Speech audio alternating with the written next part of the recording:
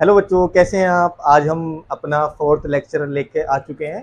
ठीक है, उम्मीद करता हूँ आपको जो मेरे प्रीवियस वीडियो होंगे वो अच्छे से समझ आए होंगे। हमने लाइसोसोम तक क्लियर कॉन्सेप्ट बिल्कुल एकदम समझ लिया था सारा। अब हम स्टार्ट करते हैं वैक्यूल से। आइए देखते हैं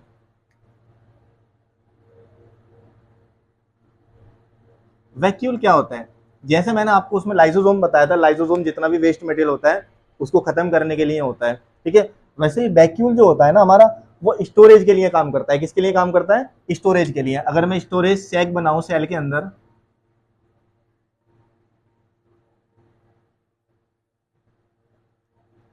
ये स्टोरेज सैक है सेल के अंदर, स्टोरेज सैक।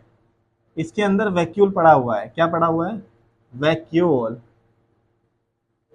ठीक है। अच्छा, वैक्यूल की जो लेयर होती है ना, जो आउटर कवरिंग होती है, उसको टोनोप्लास्ट बोलते हैं। क्या बोलते हैं? टोनोप्लास्ट। ठीक है, अभी बता चुका हूँ वैक्यूल का काम होता है हमारा स्टोरेज में। किसमें? स्टोरेज में हेल्प करना। तो और एक चीज और, ये एनिमल के पास स्मॉल होता है और प्लांट के पास लार्ज होता है। प्लांट में जो वैक्यूल होता है वो लार्ज होता है, एनिमल के पास कैसा होता है? स्मॉल होता है। कैसा होता है? एनिमल के पास स्मॉल होता है। ध्यान रखना है, ठीक है। हेल्प करता है स्टोरेज में। किसमें? स्टोरेज में। They help storage essential substance.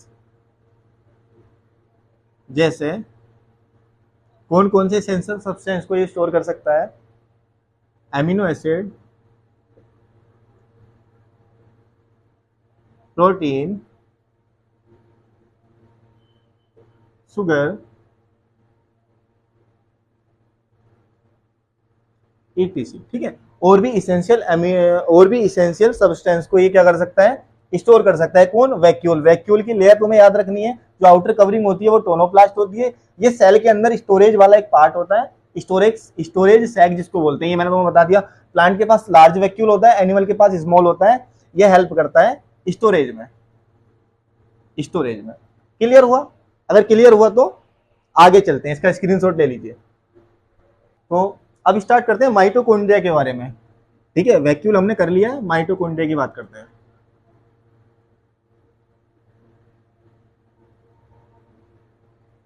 एक आसान क्वेश्चन आता है, आपने सुना होगा power house of the cell इसको बोला जाता है, तो मैं भी लिख देता हूं वही, power house of the cell.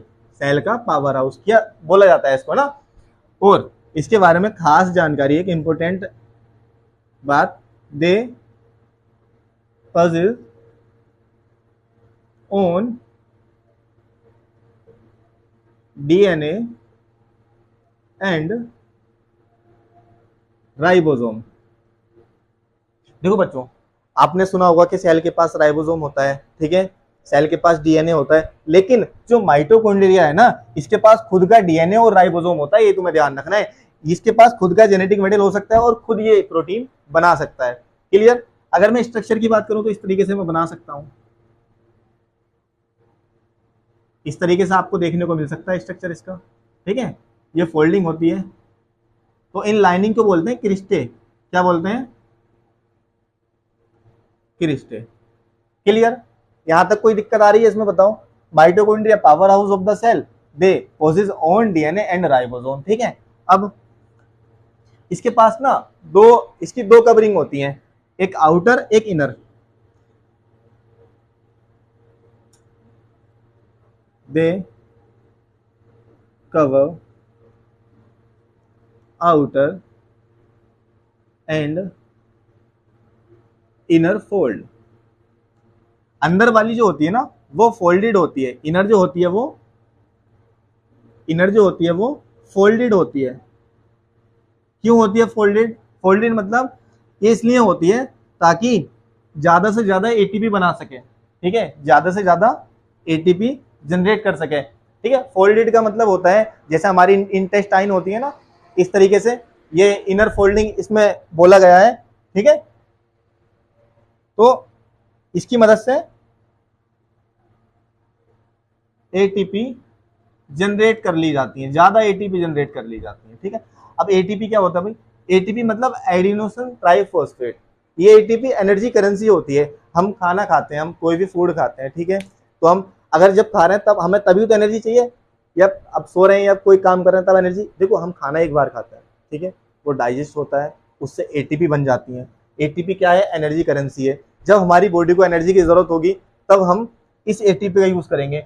ऐसा थोड़ी होता है कि भाई तुम्हें कोई काम करना है तो पहले खाना खाओगे उसके बाद काम करोगे, नहीं तो काम नहीं होगा तुमसे। नहीं, खाना तुम एक बार खाओ तो तुम पूरा दिन भी काम कर सकते हो। क्यों काम कर सकते हो? क्योंकि तुम्हारे पास एटीपी है, एनर्जी करेंसी है। वैसे ही अगर तुम्हारे पास 100 रुपए हैं, क्या तुम आप 100 रुपीज का एक बार में फूड लेके खा लोगे फिर बोलोगे यार मुझे 10 दिन तक कुछ नहीं खाना है या फिर 2 दिन तक मुझे कुछ नहीं खाना है? ऐसा नहीं करोगे ना। आप 10 रुपीज करके इस तरीके से आप उनको खर्च करोगे ना। तो वैसे ही एटीपी होता है, एटीपी एनर्जी करेंसी, इसलिए इसको बोला जाता है। ठीक है, तो इनर फोल्डेड मतलब इसलिए होता है ताकि एटीपी जनरेट अच्छे से हो सके। यहां तक कोई दिक्कत? स्क्रीनशॉट ले लो इसका। तो बच्चों शुरू करते हैं हम प्लास्टिड के बारे में। ठीक है, हम पढ़ चुके हैं अभी माइटोकॉन्ड्रिया वगैरह ये सब पढ़ चुके हैं। अब प्लास्टिड स्टार्ट करते हैं।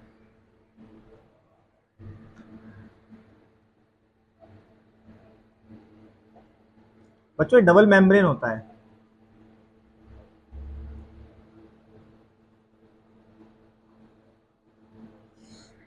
Only present in plant. बस प्लांट्स के ही पास ये प्रेजेंट होता है और एनिमल वगैरह इनमें नहीं मिलता है प्लास्टिक। ठीक है, ये 3 टाइप का हो सकता है, 1 2 3। फर्स्ट होता है हमारा क्रोमोप्लास्ट। ठीक है, क्रोमोप्लास्ट क्या होता है? कलर्ड प्लास्टिड होता है। कैसा होता है? Coloured plastid. किसमें देखने को मिलेगा? मैं लिखे देता हूं, प्रेजेंट इन फ्लावर। आप जो फ्लावर्स देखते हैं ना, जो फूल देखते हैं उनमें सब कलर देखने को मिलता है आपको, ब्लू पिंक ग्रीन वगैरह देखने को मिल सकता है ना, वो सब हमारा दिखता है क्रोमोप्लास्ट की वजह से। अब हम सेकंड बात करते हैं क्लोरोप्लास्ट। क्लोरोप्लास्ट क्या होता है?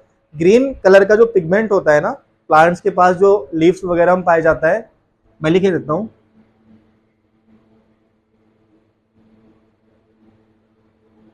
Green colour pigment present. Green colour का पिगमेंट प्रेजेंट होता है जिसको बोलते हैं हम क्लोरोफिल। यहां लिखे देता हूं, क्या बोलते हैं? क्लोरोफिल। ठीक है, प्लांट्स जो ग्रीन दिखता है ना वो इस क्लोरोफिल की वजह से ही दिखता है, ध्यान रखना। आगे हम बात करते हैं ल्यूकोप्लास्ट की। तो ल्यूकोप्लास्ट का कोई भी कलर नहीं होता है, बिना कलर का इसमें कुछ मिलता ही नहीं, कलर वगैरह तो मिलता ही नहीं है। तो ल्यूकोप्लास्ट की जरूरत क्यों पड़ी? इसलिए पड़ी, जो भी चीज यहाँ बनती है ना वो ल्यूकोप्लास्ट स्टोर करता है। क्या करता है? स्टोर करता है। तो इसमें इसका प्राइमरली या प्राइमरी रोल इन स्टोरेज। क्या क्या स्टोर कर सकता है? जैसे स्टार्च हुआ,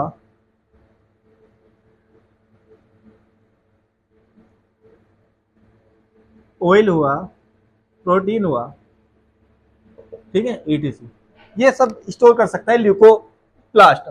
देखो प्लास्टिड बड़ा डबल मेम्ब्रेन होता है, प्लांट्स के पास मिलता है, क्रोमो क्लोरो ल्यूको, इनके बारे में पढ़ लिया। इनके बारे में आगे लिख दिया है मैंने। कलर्ड प्लास्टिड होता है, ग्रीन कलर का पिगमेंट इसके पास प्रेजेंट होता है जिसको हम क्लोरोफिल बोलते हैं। ल्यूकोप्लास्ट प्राइमरी रोल होता है इसका स्टोरेज में, जैसे स्टार्च ऑयल इन सबको स्टोर करके रखता है। ठीक है, स्क्रीनशॉट ले लीजिए इसका। तो हम बहुत ही इंपॉर्टेंट टॉपिक सेल डिवीजन को स्टार्ट करने के लिए जा रहे हैं। देखो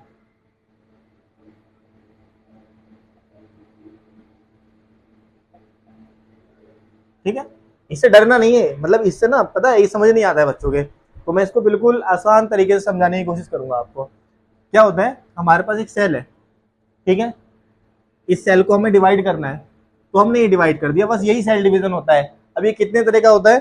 पता ये होता है हमारा दो तरह का, ठीक है, 2 टाइप्स का होता है। सेल डिवीजन जो होता है 2 टाइप्स का होता है। एक होता है माइटोसिस, एक होता है मियोसिस।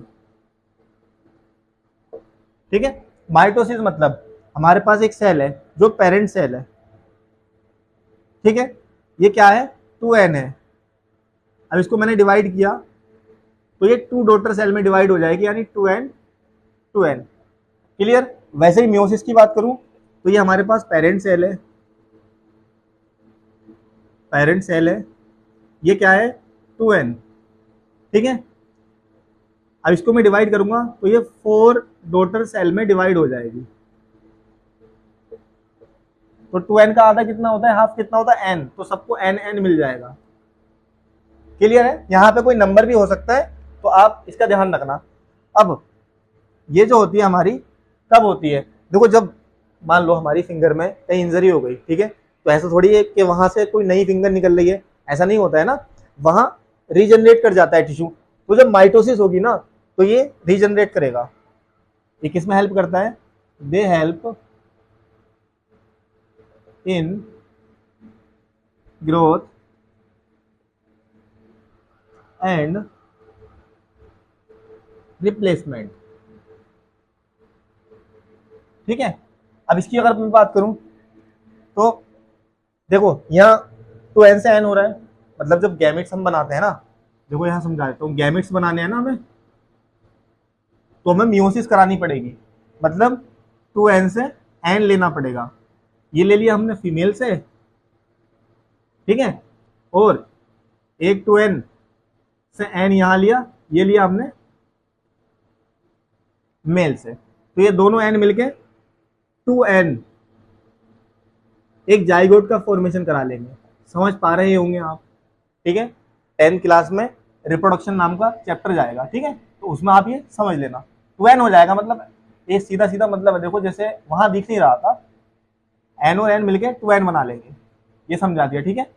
तो इसमें क्या होता है, दे हेल्प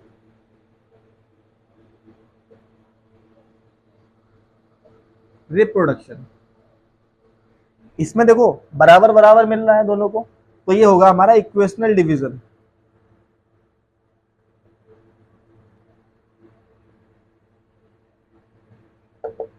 और ये क्या होगा, इसमें हाफ हाफ हो रहा है तो रिडक्शनल डिवीजन, रिडक्शन हो रहा है इसमें।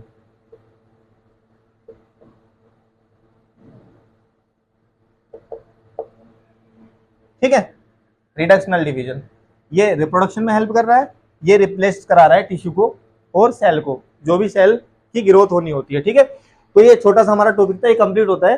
अब हमारा ये पूरा चैप्टर कंप्लीट हो चुका है। अगर कुछ भी समझ में नहीं आया ना तो हमें कमेंट कर सकते हैं, कोई भी अगर टॉपिक में दिक्कत आ रही है तो मैं उस टॉपिक की दोबारा वीडियो बना के आपको दे दूंगा, ठीक है। और हम डिस्क्रिप्शन में ना अपने जो इंस्टाग्राम है और हमारा टेलीग्राम चैनल है उसका लिंक डलवा देंगे, आप वहां पे विजिट कर सकते हैं, और इस लेक्चर के जो बेहतरीन नोट्स हैं वो आपको वहीं पे मिलेंगे, ठीक है। तो हमारी वीडियो देखने के लिए थैंक यू।